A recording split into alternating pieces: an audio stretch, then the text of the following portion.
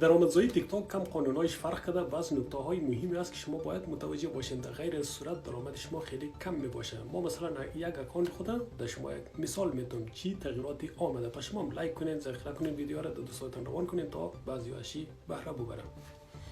شما در صورت بیشترتر درآمد میکنین که همو اکانت شما مربوط یک کانتنت شوه. در این صورت که است شما zusätzliche Belohnung که است درآمد میکنین یا دریافت میکنین.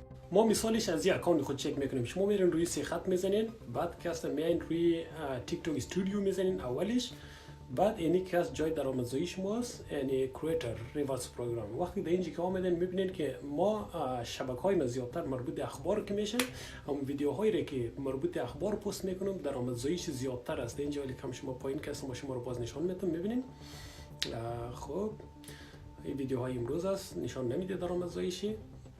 ویدیوهای دیروز مثلا که میبینید، ویدیوهایی که مربوط به اخبار میشه میبینید zusätzliche Belohnung میده، ویدیوهایی که مربوط به اخبار نمیشه نمیده.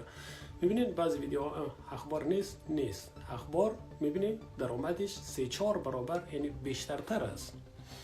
از این خاطر بهتره که شما 2 تا 3 تا اکانت داشته باشین. اگر فعالیت های مختلف میکنین، اگر در بخش اخبارین یک اکانتتون مربوط به اخبار شه و درآمدزایی شما زیاده، اگر یکش مربوط به آشپزی میشه آشپزی کنین درآمد شما زیاده است، اگر گردشگری است گردشگری کنین. اینطوری که از درآمدشان در این رقم درآمد شما زیاد میشه. اگر شما اینطوری پیش برین از هر اکانت شما مثلا کس از اول ما تا حالا کس از یک اکانت خود 718 یورو کار کردیم. اینطوری اگر شما 2-3 تا اکانت جدا کنین کس از هر کدومش میتونین مایه 1000 یورو 1500 یورو 800 یورو کار کنین. و اگر 2 تا فیسبوک هم داشته باشین از اونها میتونین مایه 800 یورو 1000 یورو درآمد کنین.